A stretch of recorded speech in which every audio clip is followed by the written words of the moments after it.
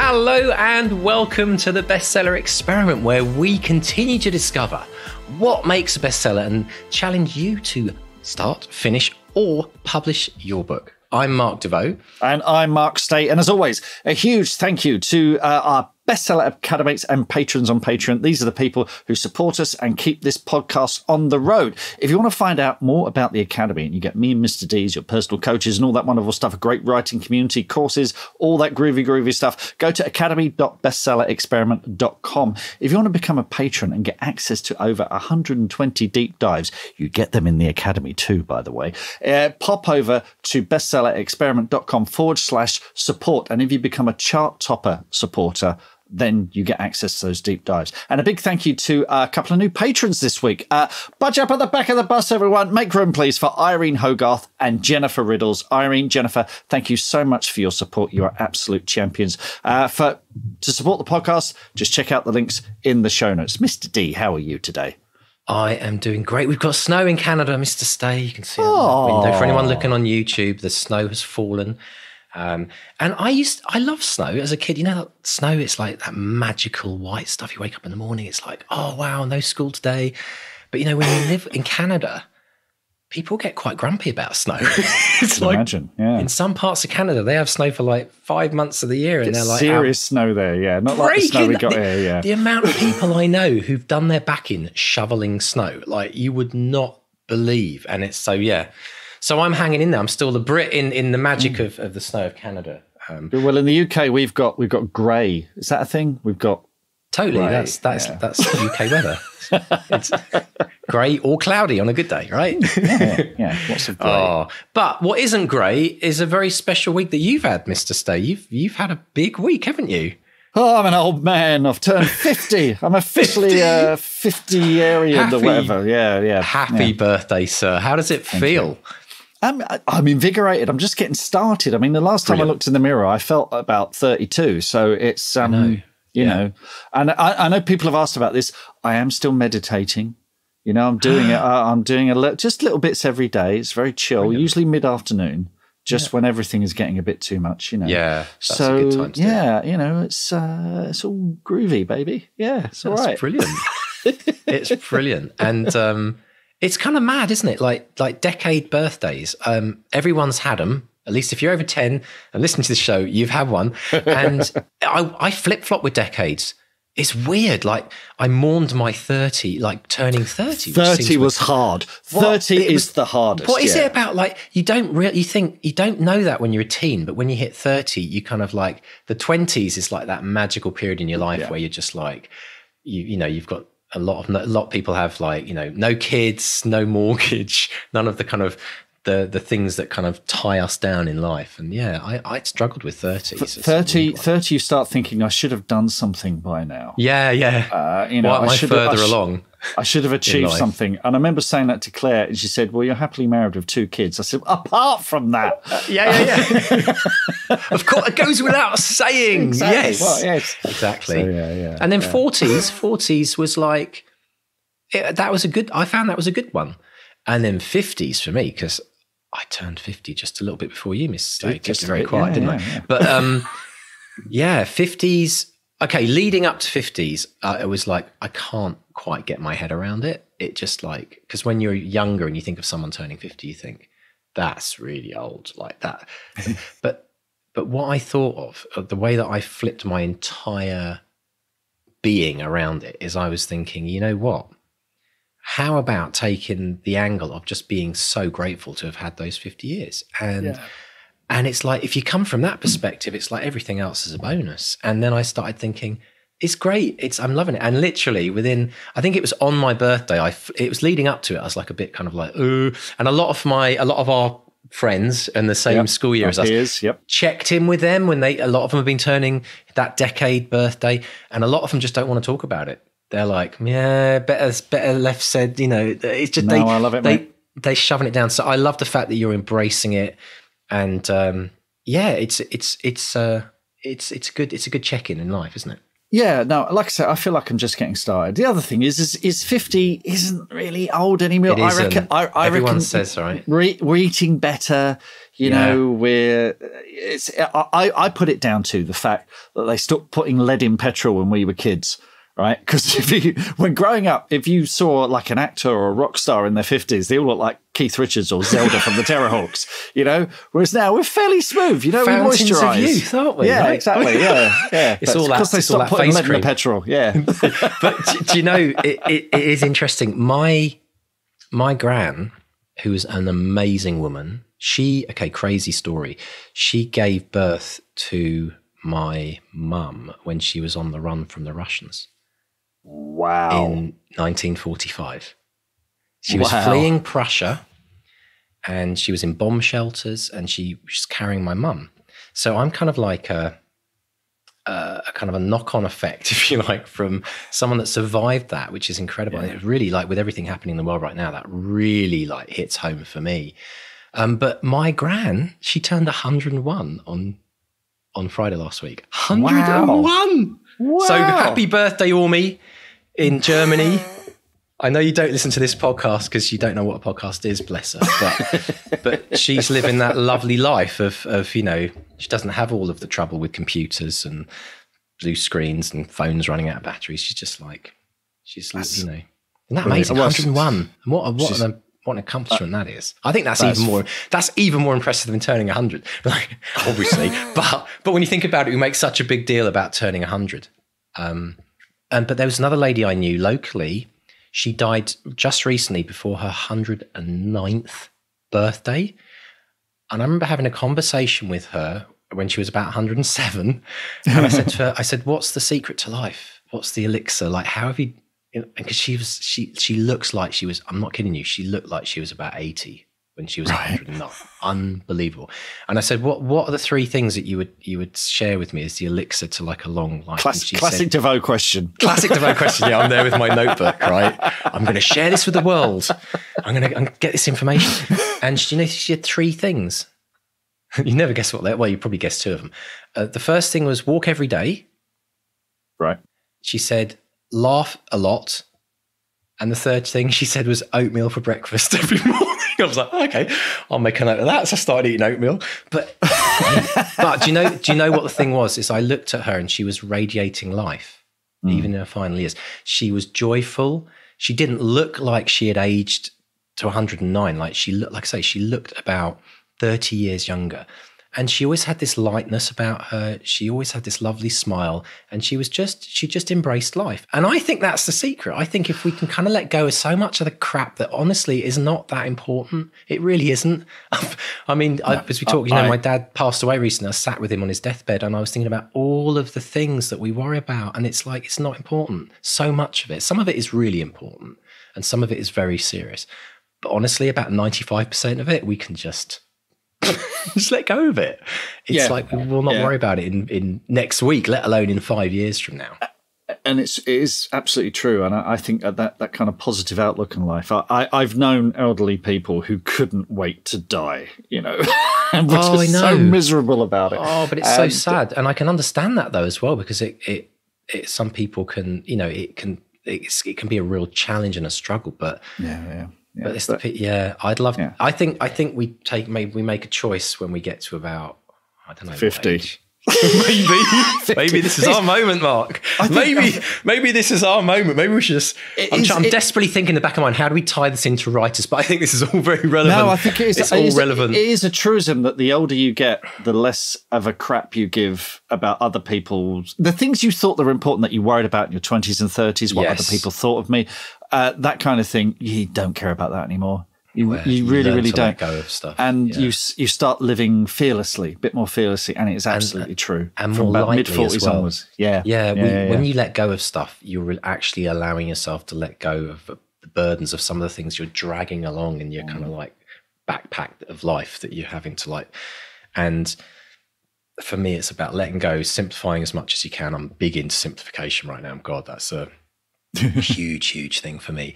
But also, I think there's and I mean, writing about the struggles is a great way to let go of them. We've talked about this in the Academy so often about when people come up with like, I'm really struggling with my writing right now. All these things are happening in my life. And I keep saying, great, write about them. Write about them, acknowledge them, put them on paper, see them for what they are, allow yourself to start letting go. Sometimes you can't just drop things. Sometimes it's about a transition from place A to place B. But I do think I think that is why we keep showing up each week, is because we understand the value of how writing can play such a major role in the big thing that we've just been talking about, which is the big picture of life. And who knew, folks, when you were tuning into today's podcast, that Mark and I were going to go into essentialism, and we didn't. We don't script it in this, do we? We don't, and that's what I love about it. And I think, it's super important. It really is important, and I really hope that if you're listening to this right now and you've had a crap day, you've having a crap week, maybe 2023 has been an absolute nightmare for you, or maybe you're having a lovely time and you're really happy about things, you're looking around saying, why is everyone so sad and miserable? Wherever you're at in life, I hope something that we just said brightens you up or makes you see the world slightly differently or makes you think of things in a different way, because we don't talk about this enough. And this, honestly, Mark, this is my jam. I love to go deep on this stuff. I love to talk about it because I think we discover so much. I mean, you've kind of opened door now, Mark. Now you're saying you're starting to meditate. I mean, God knows you're unleashing the Kraken in me. I'm going to be like, wow, let's go full on this. But I think it's about being open to exploring what life really is about. And as a writer, it's about understanding about how your writing really ties into that in such a core and important way. And so, I think it's just important to just be open to that and run with it. And if we can all be a little bit lighter and a little bit happier, we might all end up living a lovely life and dying at 109 with a smile on our face, right? I mean, who wouldn't want that? Who wouldn't want that? It's the dream. Yeah, absolutely. Yeah. How many? Okay, new calculation. Like I always talk about 4,000 Saturdays and the average number of books you can write in a lifetime. But that's based on an average age of about 79 years, which is the average lifespan of someone in the world. When you take all cultures and nations. If I had to recalculate how many books you could write in 109 years. In fact, okay, has anyone ever written a book who's over 100 years of age?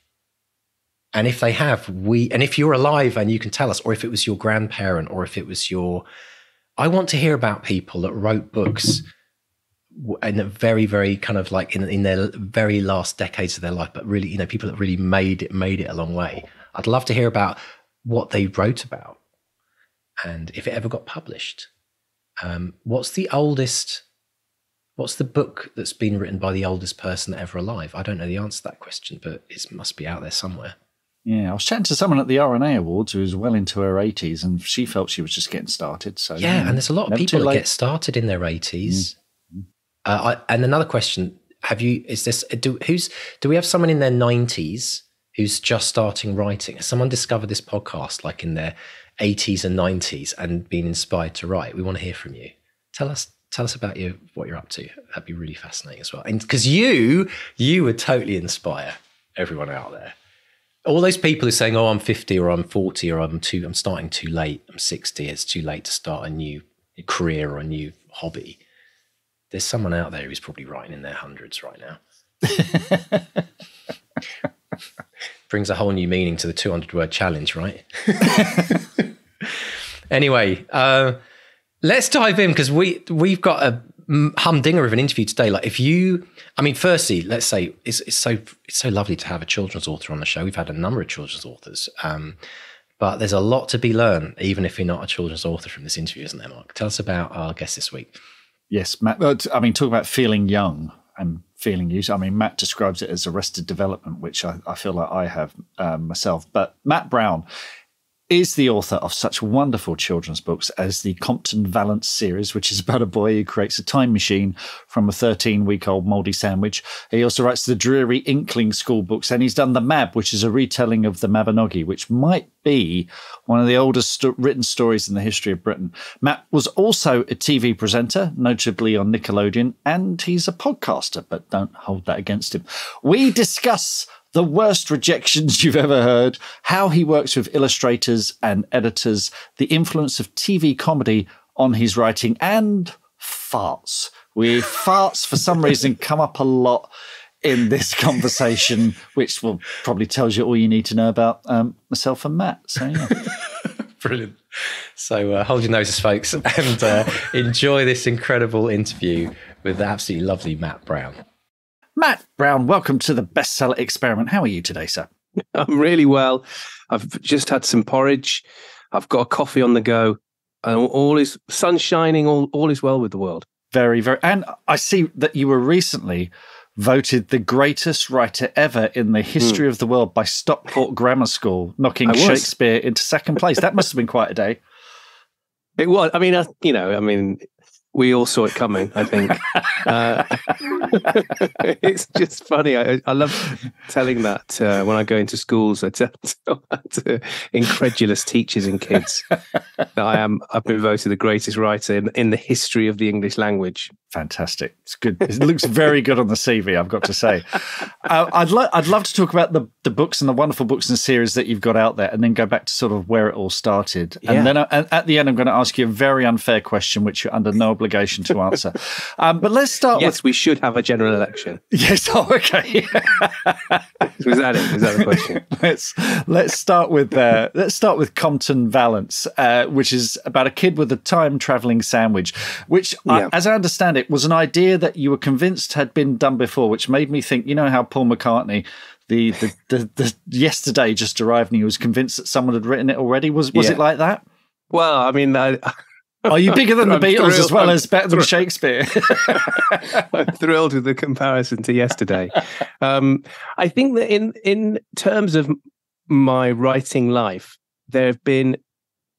So far, I've had 8 books published. I've got 3 more coming out in the next couple of years. So a total of about 11 or 12 books. And 2 of them have been really easy to write. They've just sort of like come out. And the first Compton Valance was one of those. And I sort of take that to be, I don't know if it is a sign of you're on the right tracks or not with a story, when it just sort of just tumbles out of you. And I think that because I'd been trying to be published for, 15 previously, been writing stories and sending them out and being knocked back. And it'd always been a bit of a struggle. It'd always been quite hard to make the story work and to make plot lines fit together and to kind of get characters to really sort of work hard for you. And that story, the first Compton Valance story, as you said, about a boy who accidentally creates a time machine out of a sandwich, it was all there. And so I think I was so suspicious of that I just automatically assumed that that I must have in some way stolen it from somebody. But I think where it had come from was just a love of sci-fi stories all my life. And particularly, I was a big fan of that sort of subgenre of time travel stories. Excellent stuff. Had you been, the stuff that you've been writing and that hadn't quite been working, was that very much in the same vein, or had you been writing for older children or younger children or adult stuff? What sort of stuff were you writing before Compton Valance? It was always kid stuff. And it was pretty much sci-fi, fantasy sort of in that sort of world. The first thing that I wrote and sent off to a publisher, I didn't even go for an agent, was a more serious story. My stories are sort of, funny stories that have been published. And that was a more sort of serious story, still for that sort of age group, sort of 7 to 10-year-olds. And it was about aliens. And I got the feedback I got from the publisher was that it was the worst thing they'd ever read. You're kidding? They actually said that. They did, and I think that it'd come. I'd sent it via a friend of mine or somebody I worked with knew that I was writing a story and said, "Oh, I know a publisher. Why don't I'm very happy to sort of pass it on." And so I said, "Yeah, great." So it wasn't even a full story, it was sort of like about 6-7 chapters of it. And then so this intermediary then said, "Yeah, I've had some feedback," and then just sent me the email that they sent. So I don't know if it had ever been intended for me to read it. I don't think so. but also the person who had sent it, the publisher, the person who worked in the publishing team, was quite a junior person, and it almost felt like they were cutting their teeth a bit, and had to have a really strong opinion about something. And I don't think, I certainly think with all the editors that I've worked with subsequently, having been published now, nobody would ever say something like that. No. Just on the basis that I think that there's that technique in improvisation, which is called yes and, which is where you're never allowed to say no to something or shut something down. You've always got to kind of expand on it and see where it goes. And I think that the editors are much more like that now, and agents are much more like that. So I think I received that bit of advice. Probably not meant to, or probably wasn't meant to see it, but in actual fact, I printed it out and stuck it on my wall for many years, and it provided me with inspiration. And I think that again, it feels like if you are you're a writer, but you haven't been published and you want to be published, you do have to have a bit of that. Screw you sort of attitude, and I don't care what you say. I'm just going to keep on writing the stuff, and it will always get better, because the more you do something, the better it gets. I think you're absolutely right. The number of authors we've had on here who've been spurred on by the words "I'll show you" while waving an angry fist is exactly. I mean, we've all got. I've still got all my rejection letters, and looking back at them, it's interesting to see how there are you get lots of rejection letters which are, we don't have a space on our books for you at this time. Thank you for your interest. Sort of 2 lines. Yeah. But I did receive quite a few who were very kind, and who were saying, look, this isn't quite right at the moment, but it's obvious that you enjoy it, and it's obviously that there's something there. So please keep writing and keep sending us stuff, because we think that we think that it will happen for you. And I think that I think rejection letters, sometimes there are rejection letters and there are rejection letters. Yeah, that's very good point indeed. With the Compton Valance books, which I downloaded an ebook of them, and by the way, the ebooks, folks, come with sound effects, which is brilliant. And I was looking at, and the layout of them is amazing. And you've got caps and speech bubbles and text all over the page, and you're working with the illustrator Lizzie Finley. I'd love to know how that working relationship has evolved, because maybe with your first book you just wrote the text and the images were interpolated, and as you've gone on, has that developed? Tell us how that worked. Well, I mean, it's always the same process, really, and I'd say that this is where, it takes a village to make a book would come into it, because essentially I write the text, I send it off, we work on that until we're happy with it, and then that text gets sent to the designers first, right? Who then sort of lay it out on the page how they want it to, and then they send it to the illustrator with, ideas for which bits they want illustrated and where on the page they want it to be illustrated. So the idea of the layout for Compton Valance, which, as you say, is sort of it's I think it's a really lovely read for a kid, because it's all sort of jumbly, and you've got a kind of words sort of like spiral on the page, and the illustrations is really interwoven with the words. That really, it was down to the editor for that book, who had that vision. And that's what she wanted to do. And when she sort of showed it to me, I really loved it, and sort of, and gave it my blessing, really. Mm-hmm. And then what then happens is that when the sort of draft illustrations come back, I've got some license to say, actually, that's not what I thought they would look like, or maybe you could do this, or I don't like that drawing. But by and large, that's probably about 10% of the drawings kind of fall under that. The rest of it is just, I'm always just blown away by the illustrators that I work with. So Lizzie on the Compton series, and the other illustrator for my Dreary Inkling series, Paco Sordo. I just enjoy working with them. I think simply because I've got such a limited visual range, and so it's lovely to be able to work with somebody who obviously doesn't. And I'm really excited. But just speaking about, illustration is such a big part of the books that I do.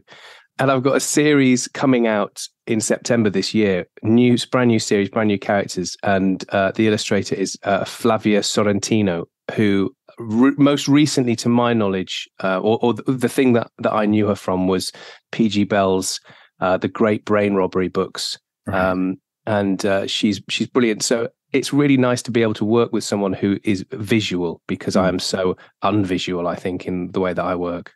So when you're writing your drafts, even now when you're a few books into both series, you're not putting things in the comments saying, okay, I'd like this to look like a snake, or let's have an explosion here, or can we have...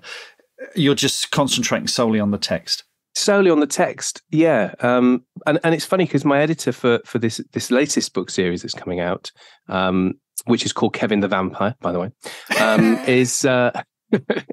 she said that to me, and I'd never thought about it before. She'd said, because there was a little situation that I thought it'd be nice if we could have a clue in the illustration that I wouldn't give in the text. And she said, "Oh, just write that. Just put it in brackets." And I thought, "Oh, yeah. How come it's taken me 10 years to be able to work that out?" One thing I noticed about the Dreary Inkling books, there's more text. It's a bit less hyperactive than the Compton Valance books. Was that a deliberate choice to calm things down, to sort of experiment a bit more with the concentrate more on the story? Or yeah, I think so. It's funny. You want your books to be accessible to everybody, and you realise that in order to do that, you have to make choices. And I'd never really thought that before. About stories and about illustrations and about the design of the book. For the Compton books, we got a lot of people saying that, particularly readers who had forms of dyslexia, some found it difficult, some found it made it easier to read. But I think that there was a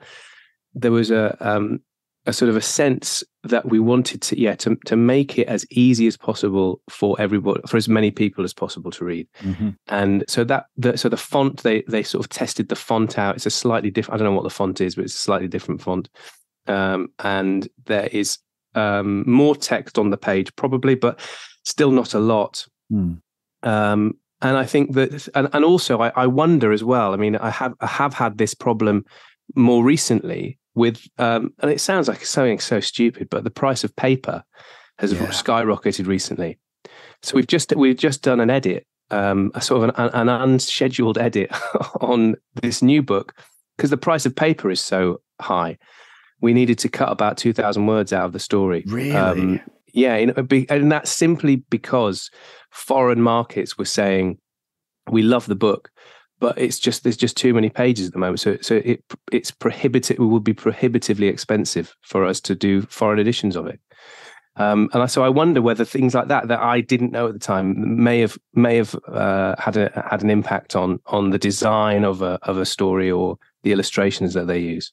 Wow, that's really, because I know paper prices and card is going up and it's becoming more expensive. But then I've got lots of friends who are fantasy authors who will happily write a 200,000 word fantasy epic, but then it will cost £20 plus for a hardcover of that, you know. So and I suppose that's the benefit of e-publishing, is that you don't have to worry about that at all. And I'm sure that lots of fantasy readers read on ebooks in a way that it's not really a big thing for kids.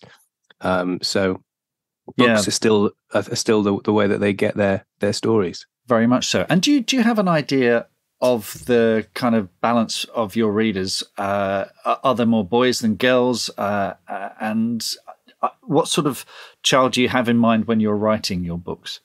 That is, a question that I can't really give you an answer. I don't think. Fair enough. I mean, but I don't know. I mean, do you have a person in mind when you write your stories? It's usually me. I suppose I think that's the same. It's the same. I think if you're pleasing yourself, then you sort of hope that somebody else will like it. The thing about boys versus girls on the stories is I'm often asked. It's so weird that the whole industry, I think, and by industry I mean like educators, parents as well. I sort of like lump into this. Is that there's an obsession with writing stories for boys or writing stories for girls. Yeah. And it really infuriates me because I think that, and so when I'm asked, would it be good for boys? I say it's like, it's good for someone who finds things funny, who wants to read a funny story. That's who it's good for, because it feels like that there isn't there. It feels like that it's not really one or the other. I don't think that girls laugh any less about, a funny situation than boys would, or would find it something more or less scary or interesting. I suppose. I think you're absolutely right. I think there is a fear that and I had this with my son when he was a teenager, that you lose them to gaming. That boys tend to, for sure.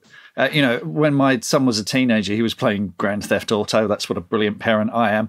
No, it's great. It's a great game. And I was like, come on, George, read a book. And I said, books, they're full of sex and violence. Read them. Here's some Stephen King, Weirdly, it was Asterix and Tintin in the end that saved him. Yeah, but it's I think it's a fear among parents. And also, and we're talking sweeping generalizations here, which is probably never a good thing when you're talking about gender. But you do find that publishing is, certainly children's publishing, most of the editors are women. There are very few blokes as commissioning editors who, women are brilliant editors, but they were never an 8-year-old boy picking their nose and farting and having those. But I wonder that I'm sure they were picking their nose and farting. I'm almost certain they were doing those things. But I think as well that children's publishing, I guess more than adult publishing, seems obsessed with putting kids in boxes. Yes. Yeah. If you go into a bookstore, it's you've got your shelf for 5 to 7s and your shelf for 8 to 12s and your shelf for YAs and your shelf for picture books. And I do wonder what would happen if you just organized books by genre rather than the age group. I think that comes from the curriculum, where they're obsessed with reading ages and the Oxford Reading Tree and stuff like that. And yeah. And as you've got kids yourself, you realise that. I mean, so the books I write for the category I think is 7 to 11, and the difference in people age 7 to age 11 is extraordinary. Vast, I mean, it's like a sort of 20-year-old and an 80-year-old sort of variation. And also, there are kids who are much better readers or more confident readers. Sorry, that's not fair. More confident readers than other kids. Kids who find reading difficult for whatever reason, or kids who are much more interested in pictures or graphics than they are sort of the words. And so it's so broad that I think that it's almost useless. I think you're right. Let's go back to where it all started, because you and I have something in common, which is we both pinch jokes from Blackadder and Ben Elton to make people laugh at school. Tell us about that. Well, I suppose I just always loved television. I think that and when I'm in schools and kids say, if you always enjoyed reading stories. I mean, the honest answer is that when I was sort of a preteen, that I sort of I did read some books, but really I was into TV. That was where and comics. And those were the things that I loved to read. And those were the things where I sort of got my stories from. So I do always say to parents or teachers, I think as long as a kid likes a story, it doesn't really matter how they get it. Could be, I mean, a video game is a story as far as I'm concerned. So it doesn't bother me too much that my kids are just obsessed with video games. So I love TV and I love TV comedy. And I was just a kid. I was like 9 or 10. I was in primary school when I first saw The Young Ones, which sort of blew my brain out. And it was one of those, I think, that because it's so cartoony, that show, that I was able to be watched by quite a broad range of people. Certainly at 9, I wasn't getting the sort of overt sort of political sort of comedy that was going on. But it meant that it was just sort of gateway into that sort of stuff, and particularly Ben Elton, I suppose, was someone who I loved, and Rick Mayall was the sort of hero of mine.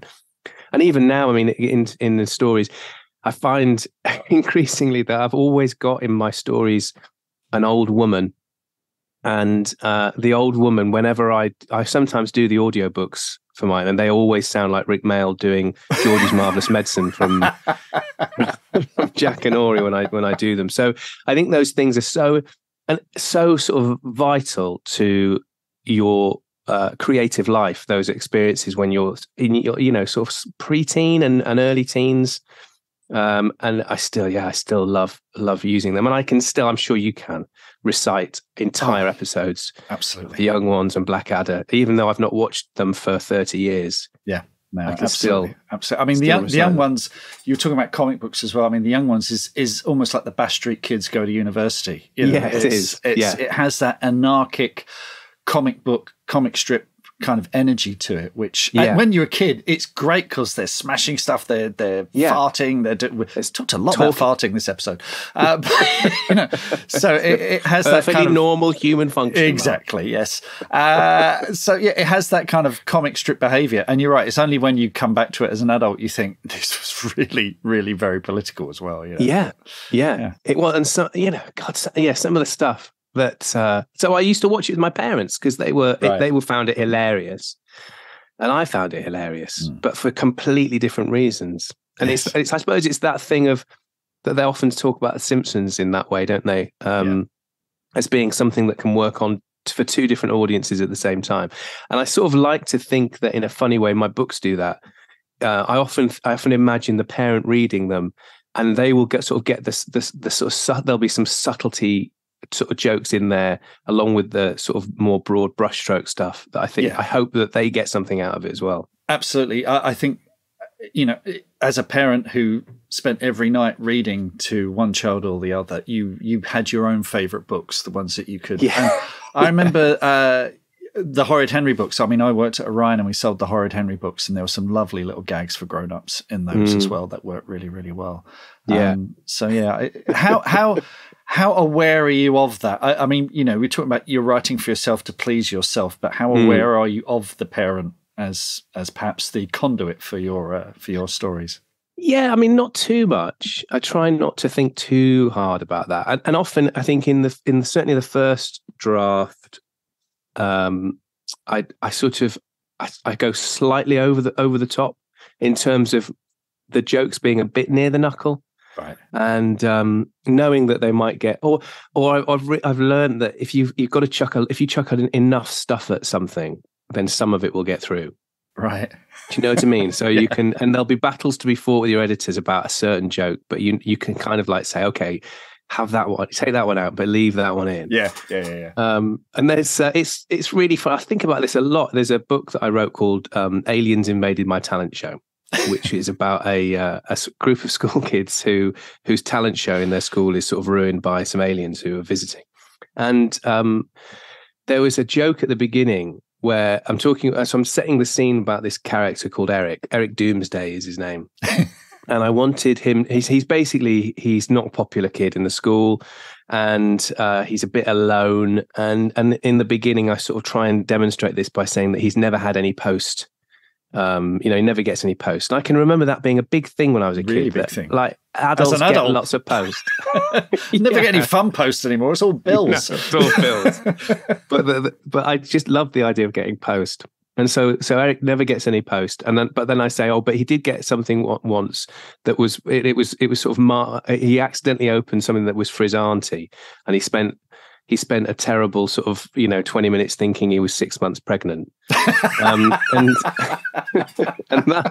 that joke made it through about 3 edits, and then somebody said, we think we should change it, and I was really sad about that. And so it then got watered down to a joke about having to go to the hospital to lance a boil or something like that. Right. And I thought, I was really, really, really, really sad about some of the jokes that don't make it in. That's a good gag.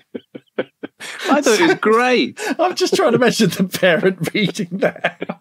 Yeah, because if it was me, like that, I would just crack up, and my son would be going, "What?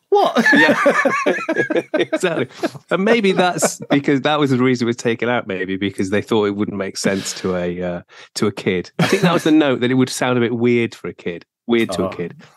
I thought, that's a shame. That is a shame.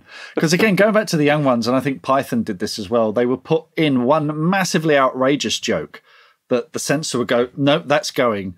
Yeah. In order for the joke they really wanted to go in to stay in. Yeah. That whole negotiation process. Yeah, it is a bit like that. Talking of TV, you worked as a presenter at Nickelodeon. Yes. Was that a great training ground for you in terms of getting into the mindset of what children like? Yeah, it absolutely was, and it was quite inspirational, and it's remained a constant theme in my writing life for kids, because at Nickelodeon they very much had the mantra that they wanted it to be for kids. They didn't want it to be for adults. They wanted all the shows, and I was one of the sort of continuity presenters, introducing shows and back annoing shows and that sort of thing. And again, the stuff that we used to do, it was like we would never think about what a parent would think. We would think about what a kid would think. And I thought that was really interesting. And also, it was fascinating to me when I thought about some like an organization like the BBC. And I am a humongous fan of the BBC. But I think that some of their kids' programs, certainly when I was a kid, were definitely, made with what would the adult think in the room of this. Yeah. And so I think that has shaped my view on writing for kids, because I really try and write things that they will find funny, write stories that they will find scary or interesting, and not worry at all about what a parent might think, to the point that I mean, that you can just see when I'm reading in schools, the teachers sort of rolling their eyes at some of the stuff, and a lot of the stuff is scatological, or it is sort of bodily functiony. But again, I've got two sons, one 17, one 14. We're in the car this morning going to school, and my youngest son, he just sort of like wound the window down next to him. And I looked over at him, and he was just sort of looking all sort of like he wanted to laugh a lot, and that no words were spoken, but I knew exactly what he'd just done, and his reaction to it made me laugh. And I think that I know that sort of that sort of toilet humor is sort of looked down upon by lots of people, but not me. No, I just think there's so much of that, of like what bit of being a person, of the sort of the nuts and bolts of being a person. And it doesn't have to be toilet based. It can be all sorts of things. Yeah. But I think there's such a rich, funny ground, and makes me laugh so much when it happens in my own life. And it's like people falling over, isn't it? Or it's sort of pricking the pomposity of the absurdity of us as humans. Yes. And trying to live within these weird rules that we've constructed, when in fact we're just sort of bags of farts and burps. How do you because I know you've used your children as sounding boards for your work. You worked at Nickelodeon, but your children are getting older. Mine are in their 20s now. How do you remain in that mindset of children who are reading today? How do you kind of, without? Because I think one of the problems that a lot of, and I've heard this from editors, is that people in their 40s will try and write a children's book, and it'll be like the books they read when they were children, and they're not like the books that are being read today. I mean, obviously, you've got skin in the game, you're doing incredibly well, but how do you maintain knowing what those kids want? I don't know is the answer. Other than that, I definitely have Arrested Development. Right. And my youngest son calls me a man-child. And which I sort of wear slightly as a badge of honor. And I think, and it's like, but when I'm at parties, if I go to a friend's and they're having a party, I really gravitate, and I want to chat to the kids. And it's sort of like the upper end. It's the kids I write for, I suppose. I don't know why that is, but they just always make me laugh. And there's such an uncynical sort of. It's such an uncynical age. It's such a lovely age, that sort of 7, 8, 9, 10-year-old age, where just everything is possible. They're up for everything. They do the yes and all the time. You know what I mean? They're just, I find it incredibly sort of revitalizing whenever I'm sort of in their company. And I suppose that, and maybe it's because, I mean, who knows, but my parents divorced when I was 9. And I think, and there was definitely like a change in my life, obviously, at that point, where things got a bit real, maybe. Yeah. And so maybe it's something to do with that it's kind of like, I see that sort of 9, 10-year-old as It's a sort of an idealistic, idealized age. I also love I love listening to them because they say things that make me laugh. But also, I was at a friend's house recently, and I was trying to think what the phrase was that this kid said. I mean, it was he was sort of bemoaning the fact that no one ever listens to him, that he's this sort of like the middle kid and no one listens to him. And he just said, "You always never tell me things." I thought I would never in a million years be able to write that, but I've obviously used it in a story because it's such a brilliant way of describing that frustration. Yeah. And so I don't know why I don't know why I still enjoy writing for that age group, but I really do. But and maybe it'll change. Maybe I'll start writing for for older. Now that my kids are older, maybe that'll be the catalyst to write for older kids. Or Fantastic. adults, I don't know. Slight change of tack as well, in that you have this brilliant book, The Mab. Tell us about The Mab, which you've worked on with Eloise Williams. That's right. Former Children's Laureate Wales, Eloise Williams. And it was a lockdown project, really. Right. It was, I grew up in South Wales, and we, as part of an English lesson 1 week, talked about the stories of the Mabinogi, which, for anyone who doesn't know, are sort of ancient British stories. We think that they're the oldest prose stories ever committed to print in the UK. So about 5 years ago, and they're full of things like magicians and dragons, and it's where King Arthur sort of makes his debut. And my son was sort of getting into things like The Hobbit and Lord of the Rings and things like that. And I thought, I'll get a copy for kids of these stories because he'll like them, and I'd like to read them again. And I thought I'd like to read a kids version because that'll give me it's like reading a sort of like a primer, isn't it, on these stories? And as I'd looked, and there wasn't a copy. There wasn't a copy that had been written of all 11 stories for kids in English. And I remember thinking, that's a gap in the market. Somebody should do something about that. And then forgot about it until lockdown happened. And about 2 weeks in, I sort of was on a dog walk in that lovely sort of, sunny weather that we had with my wife. And I said, I think as it doesn't look like this is going to be going away. So I think I'm going to try and do this Mabinogi for kids. Got in touch with Eloise, who I knew through somebody, and asked her if she wanted to help me do it. She was really into it, and we decided we were going to crowdfund it, simply because no publisher wanted to touch it with a barge pole, frankly, for a variety of reasons. Probably lockdown was key amongst them, but also because it's an anthology. Publishers are very reluctant to publish anthologies unless you've got like a kind of superstar name involved, which we didn't. So we went to Unbound, who are a crowd funding publisher, and I knew them because I'd supported your book on there. No. I was trying to look for a copy of it, but I can't. I don't know what it's probably propping up a table. Don't worry. But I'd really like that, and somebody else had done it.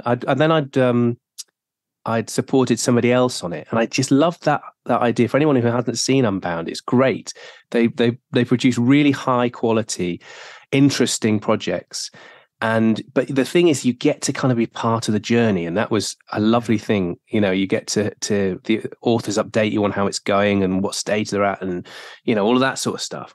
And so we crowdfunded it, and the crowdfunding went really well. And it suddenly became a book that we had incredible amount of control over, in terms of who illustrated it, what it looked like, the design. We picked the font. The book was in every. We did everything. We got in touch with Michael Sheen through another friend, and he gave us a foreword for the book. And it was then published in July of last year, and it's going really well. Fantastic, absolutely brilliant. I want to wind things up now with a really unfair question. Okay. That you're under no obligation to answer, but this is just something I see with children's authors all the time, particularly children's authors in the UK. So on a scale of 1 to 10, how much do you hate David Walliams? I've got a slight, it's a slightly, not love-hate, but there's a duality. I do think that he has, he's kind of created a market that I benefit from. Right. But he does, not just him, there are other sort of superstar names that suck a lot of the energy and the oxygen out of the space that I'm in, simply because I think what they do is so derivative. Mm-hmm. And there are some that I think are really good. For example, I really enjoyed The Parent Agency, David Baddiel's sort of debut book, which seemed like that was really interesting, and it was a great idea, and he's an interesting writer, and I thought that worked really well. But I am a bit sick of seeing presenters, I say this having been a presenter myself, who write a story, but that is basically the thing they do on the telly, right, in a sort of children's book form. That I find quite irritating, and it's only really irritating because I don't think those books sell very well, and I think that the publishers are, I guess, just under incredible pressure to make targets and make some money, and they think that that's a good way of doing it.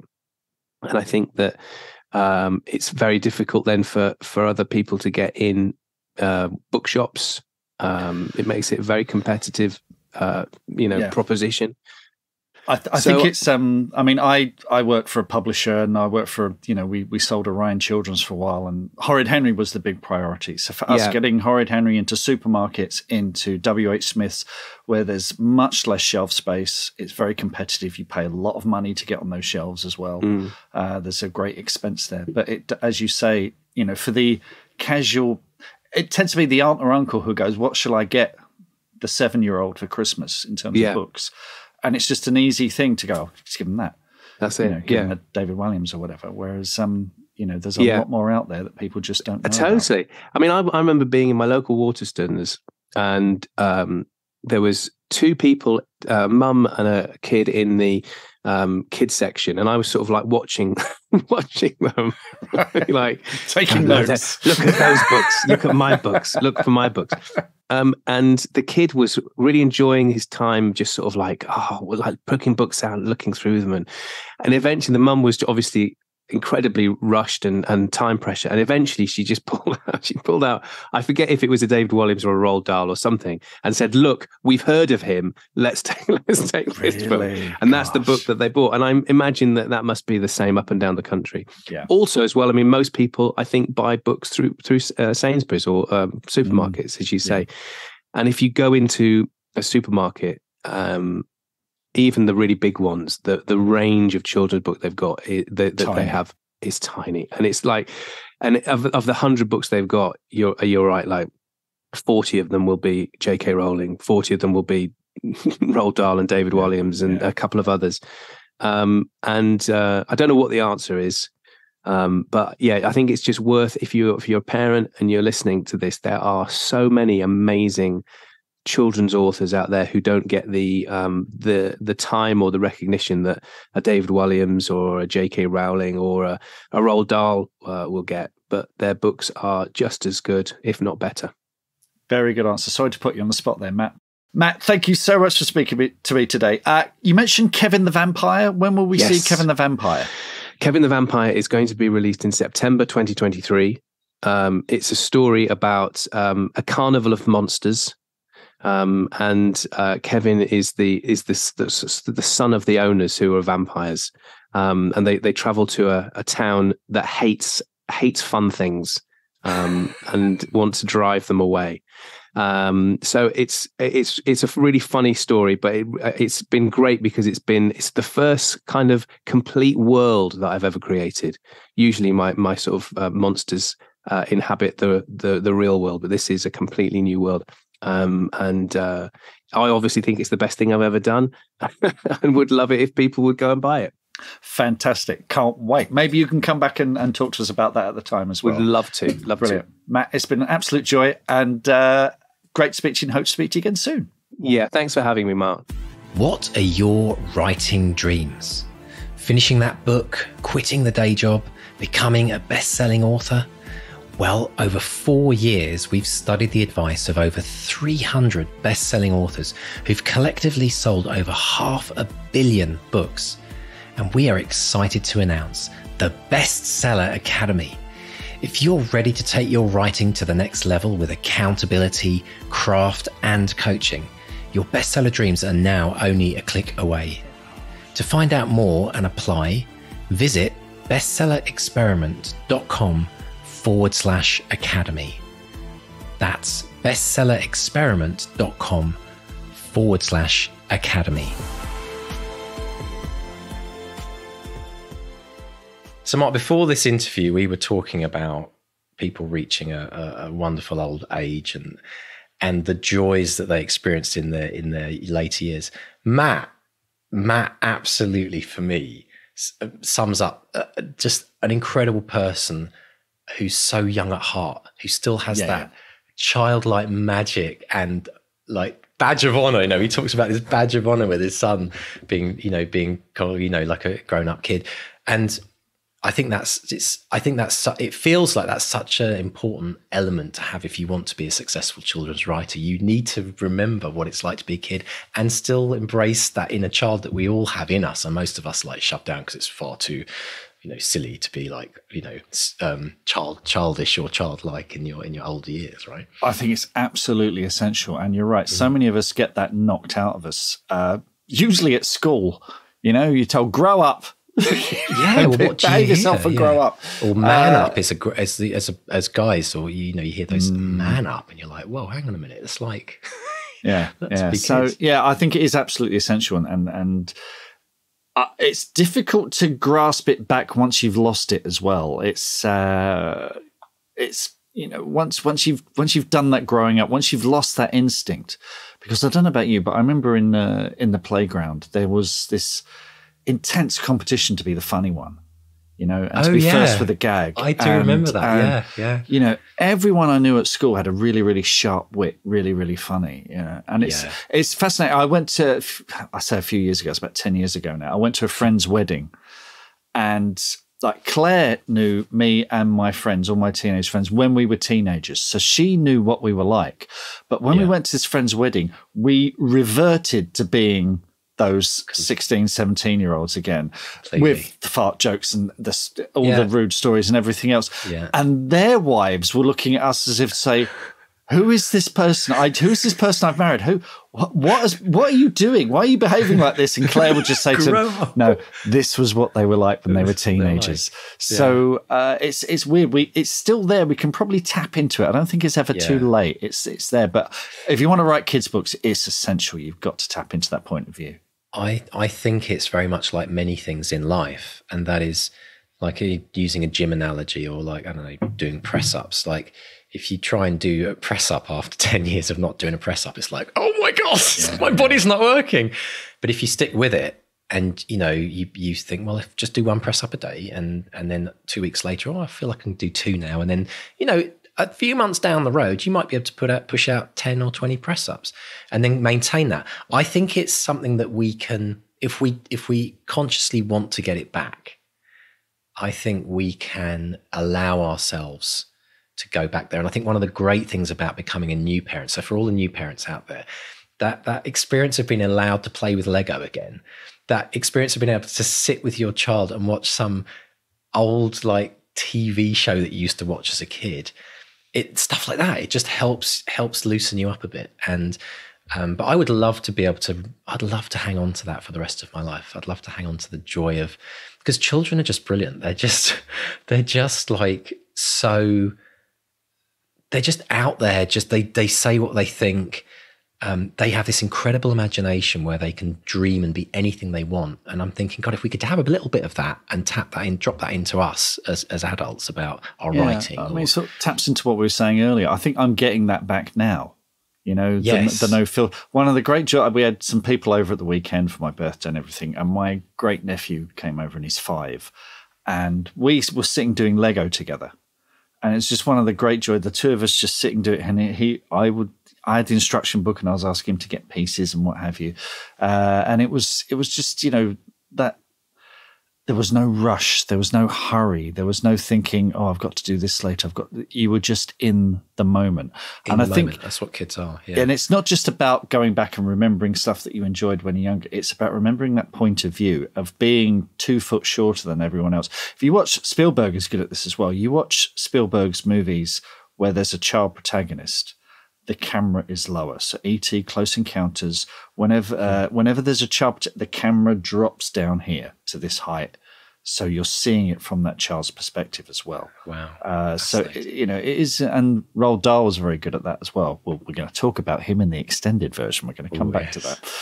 But yeah, he remembered what it was like to be a child and know that adults don't always have your best interests at heart. Yeah. And also sometimes it's the adult that needs to learn from the child rather than the other way around. Yeah. Right. And not that they're there to teach us something, tell us what to do, but it's by observing them and remembering. Because we all connect with that, I think, when we have children, if we've been fortunate enough to have kids, or unfortunate, depending on where you're at in the cycle. It's like you've got that ability to tap in every day and remind yourself when one of your kids just does a silly dance, in the kitchen or something ridiculous. It actually also taps into reminding us, yeah, I used to be like that. I used to do that. Oh my God, it's like, that's exactly what I was like growing up. And I really admire people who keep that kind of fun, aspect of parenting, and how you translate that into writing for children is you've got to start by just laughing with kids. I think you have to kind of get to their level, like you said, like the camera, get to their level and just have some fun with them. Well, as Matt said, he said at parties or gatherings, he gravitates towards the kids because they're always more fun than the adult. Adults will be going on about their bloody pension or mortgage or whatever, or something in the news. Yeah. Where the kids were. We would go to. I remember we went to a wedding once and we were on that table that's right at the back by the toilets because we barely knew, who was getting married, but we were happy to be there. And George, he was about 8 at the time, was sat next to a guy and he discovered that he was a maths teacher. So George was just having this conversation about division and maths and stuff like that. And he would just in the moment, no filter, having a completely open conversation.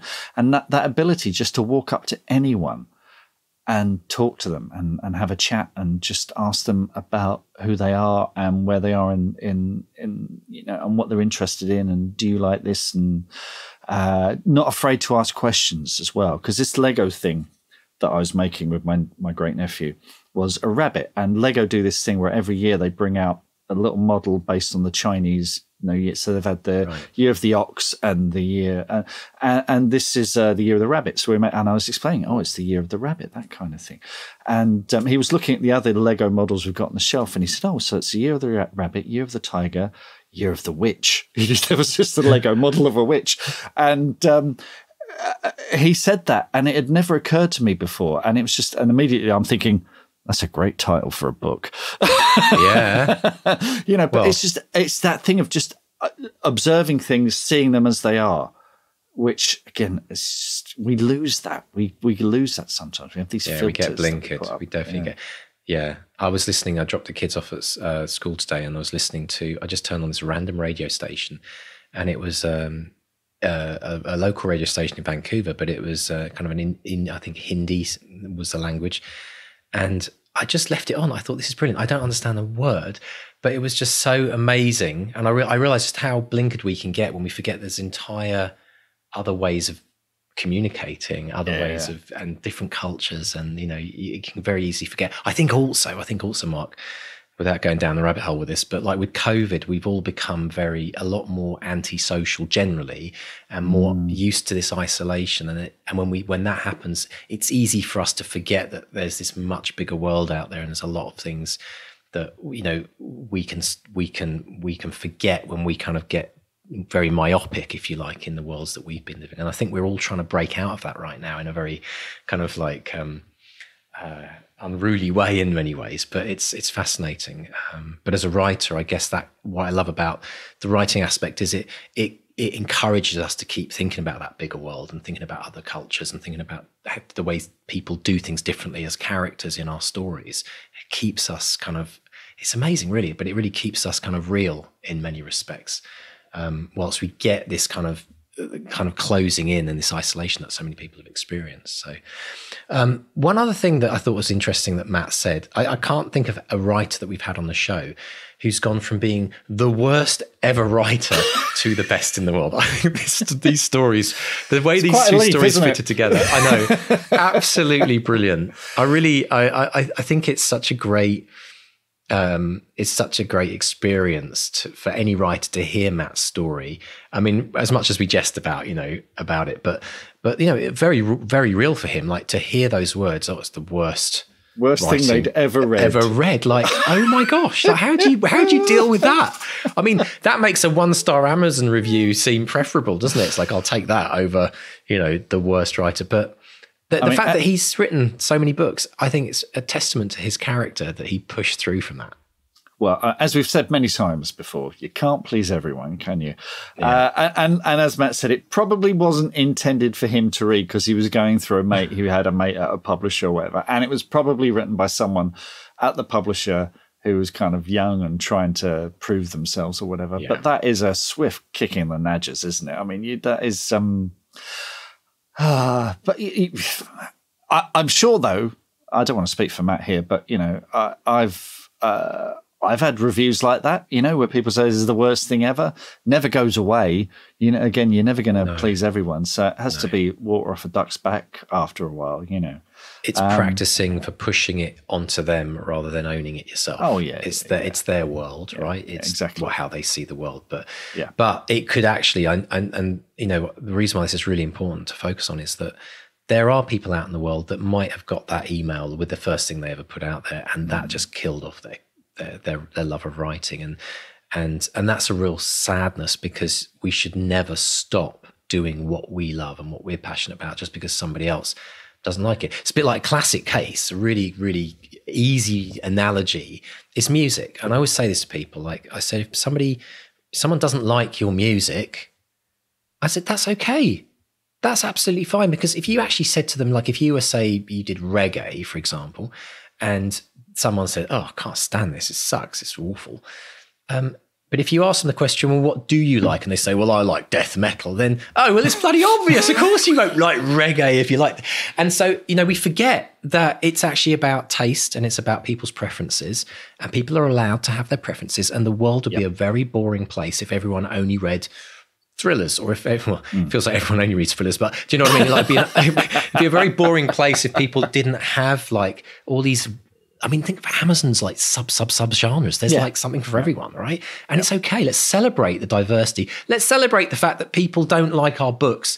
I know it's weird to say this, but let's celebrate the fact, because that means we're allowed to write them for people that do love that type of genre. Because if it were the case that we were all vanilla and we only read one thing, then we couldn't be writers. We couldn't explore what it means to write dinosaur porn or whatever it was. I was listening back to that episode. That is a deep cut from the past. Deep cut, folks. If you haven't listened to season 1, you have missed out on so many things. I don't know where that came from. I was listening to I was listening to something from years ago, and it just made me start laughing. I started talking about dinosaur porn, which was a genre or whatever. But so fun stuff. But it's really important to remember, though, isn't it, that Matt, let's talk about his rejection letters, because we've heard this so many times. Successful authors wear rejections as a badge of honor to the point where they display them on their walls. They put them in like photo type albums, and it's about using the power of driving you forward to say, well, I don't agree with you. Thank you for your opinion, but I don't agree with you, rather than feeling rejected and being rejected and owning rejection and stopping writing or stopping believing in yourself as a good writer. Like let's thank them for their opinion. And with every rejection, you've dodged a bullet because they were the wrong person. Yeah. They weren't right for you, and that's fine.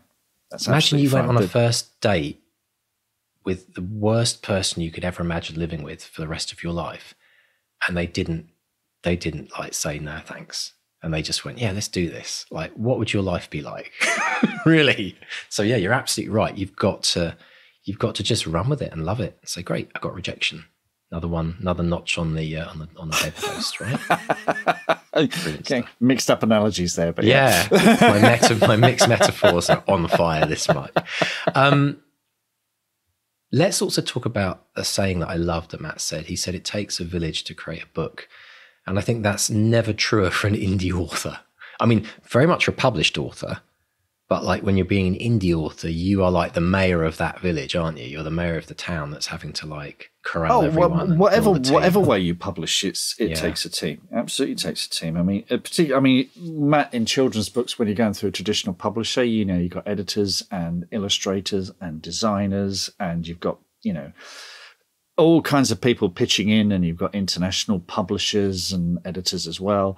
But again, if you're self-pubbing, you need to have a good team around you, providing all the, the feedback and perspective and all that kind of thing. Anyone who thinks you're going out there and doing this completely on your own, you're kind of setting yourself up for a lot of work.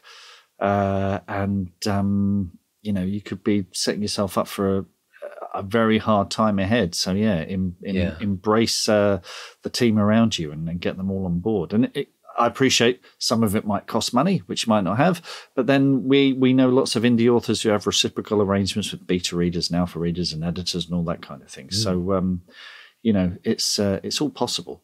But it is. This doesn't have to be. The writing can be lonely, but it doesn't mean that the publishing has to be lonely. Yeah. Now, you've worked in publishing for many, many years. Would you say that the team for a children's writer is probably the largest or most complex compared to, say, the team centered around someone saying writing a thriller, like an adult thriller? Possibly. I think the where it gets really complicated is with things like cookery books, because that is a small art, because you have all sorts. You'll have the chef at the center of it, but you also have someone who tests the recipes, photographers, all sorts of other people working on that are designers, and those big full color celebrity chefs books don't puff out of nowhere. That takes that's a real production job. That is. Children's books, I think, because you've got the illustration thing as well, and you've got people with very specific skill sets there contributing to that. Yeah, there is. I think if you've got illustrations involved and finishes and on the cover and things like sound effects on the ebook, all of that stuff is that's a big production number for sure. Yeah, and I wonder if that's why maybe being an indie children's author is harder to some extent, because you've not, it's not just about finding an editor; it's also about maybe finding an illustrator and going through a number of illustrators until you get the vision. Whereas I think when you go with a traditional publisher, they often will say, my assumption is they say, look, we've got this great illustrator, and they pair you up, and it's like you kind of roll with it. So it's fascinating. So I know there's probably a lot of children's. I think there's a children's book in everyone as well. I've always felt that. I felt no matter what age you are, no matter what you write, I think a lot of people, there's always a children's book. Especially when you become a parent as well, I think that becomes a really strong thing. Like, yes, but don't make the mistake of thinking that it's easy. I think children's books are much harder to write than books for adults. Kids will not take any crap. They can see, they will see through you immediately. It's a great equalizer, isn't it? In many ways, I think if you can be a successful children's writer, you can write anything, right? Whereas if you've never written for children, it's a whole other world. And I think as well, people think, it's less words, and it's kind of like watered down, but it's not that, is it? It's like it's like every word counts. Every word counts. And he was talking about testing the font, testing the layout, the design, the typeface. You've got kids who are, as he said, between the ages of 7 and 11, there's a vast difference in reading ability and what they might what they might want from it. And children, some are dyslexic. And again, dyslexic isn't this monolithic thing where, it's the same for everyone. It's different for every child.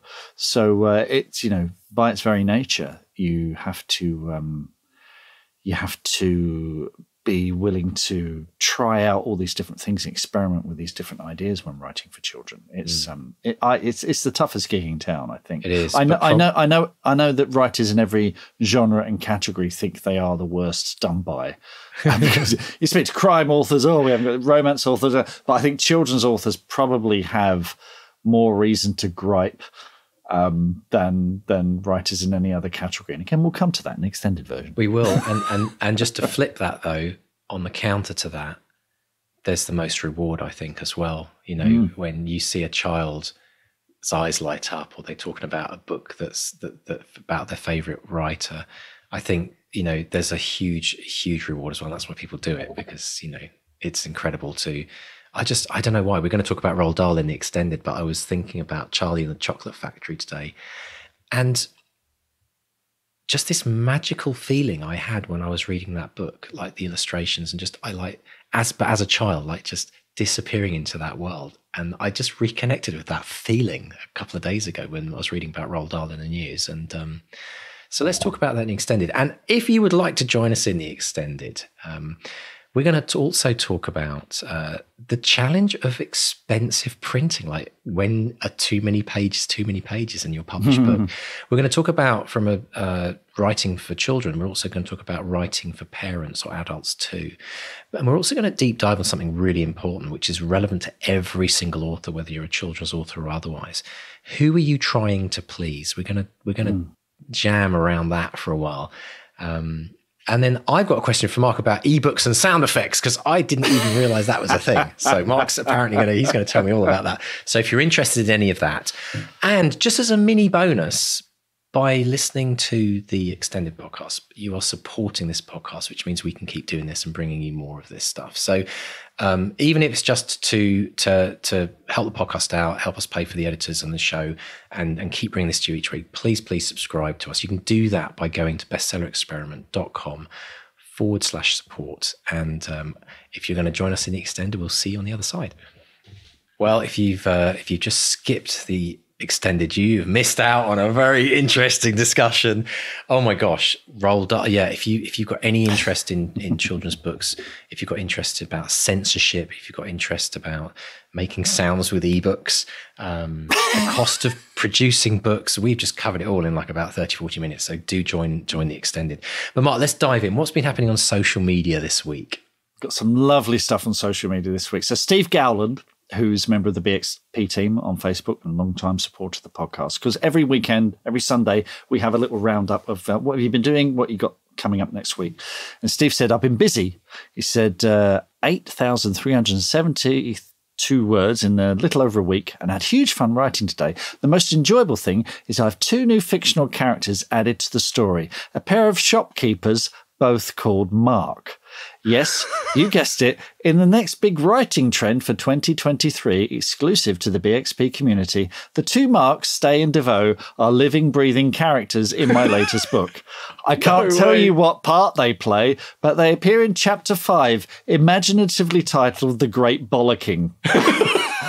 And it's like a game of bestseller experiment, Easter eggs, and bingo. The book is called Delusions and Dragons and won't be out until May, so you'll have to wait till then. I wonder what they'll do next. Well, Steve, our lawyers are on standby. That's all I'm saying. No, I say go for it. I think it's brilliant. Is this the first time we've ever been actually fictionalized in a book? I know we've had characters based on us. I remember I was the hunk, wasn't I? I was the romance. Do you remember that in the romance novel? I was really chuffed with that. I was like, but I think this is the first time we've actually been fully blatantly fictionalized and bring it on. I think that's brilliant. This should become a thing. Every listener of the bestseller experiment, you've got to somehow drop a bestselling experiment or 2 Marks kind of reference Easter egg in your book. You did it in your movie, Mark. I was in stitches. You'd said to me something about, here I'm sitting in Leicester Square, folks, watching the premiere, opening night of Unwelcome, the movie. absolutely excited as anything to be watching this film that's finally come out. It's like a proper movie. It's not even like some like, you know, ropey old indie movie that's been. This is like proper movie soundtrack, drone footage of Ireland, amazing cast, apart from one, and absolutely brilliant people. And Mark has dropped in. No spoilers. Bestseller. What? No spoilers. No, I'm not going to say what it is. But I'm saying to people, if you love this podcast, you have to go and watch this movie, because there was moments, Mark, where I was bursting out laughing and people were looking at me going, yeah, why did he find that funny? And I just thought, I can't believe that you've communicated to me sitting there in this cinema, in this big movie. It's brilliant. It's brilliant. It's brilliant. No spoilers, but if you love this podcast, if you've listened to this podcast for any length of time, and I'm talking like more than a few weeks, basically, and you've got to know who we are in our characters, go see the movie and see how many you can spot. That's all I'm going to say. Absolutely brilliant. I'm amazed I got some of those through, actually. Absolutely brilliant. Absolutely hilarious. And then we've got a lovely bit of news from Tanya Scott, who in the same roundup said, when you're genuinely so busy, you forgot to announce a new book out this week. So her new book is The Invisible Woman, which is the Wronged Women's Cooperative. And it's the book 2 in that series, which is just fantastic. And it's 2 unidentified bodies, one from 20 years ago, one from today, both buried in the same place. Who is responsible? And that's under the name T.E. Scott. So congrats on putting that out there. It's absolutely brilliant, Tenny. Congratulations.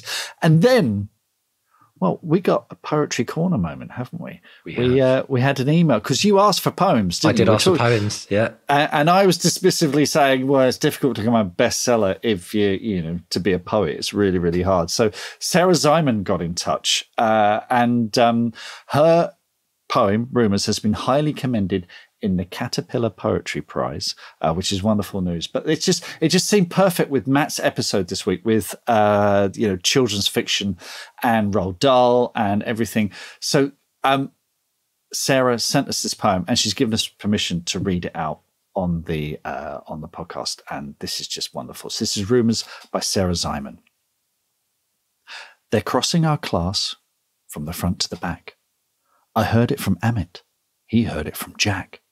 He heard it from Martha, who then told Shanice, who told it to Patience, best friends with Patrice.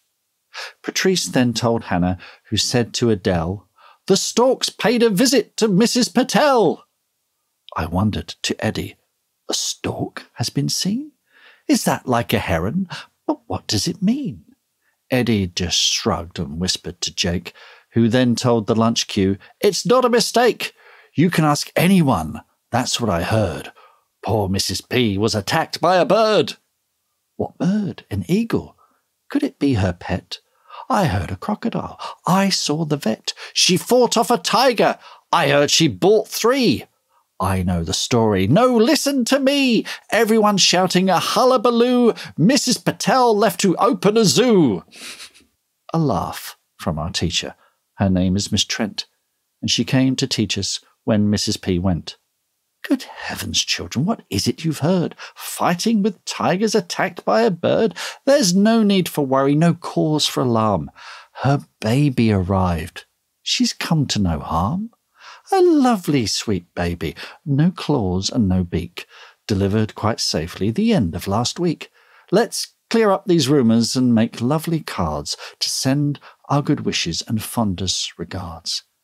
Delivered, mused Martha, and here in no time. The baby was ordered from Amazon Prime. Her name is Alexa. My aunt saw the van. Well, my uncle knows the delivery man.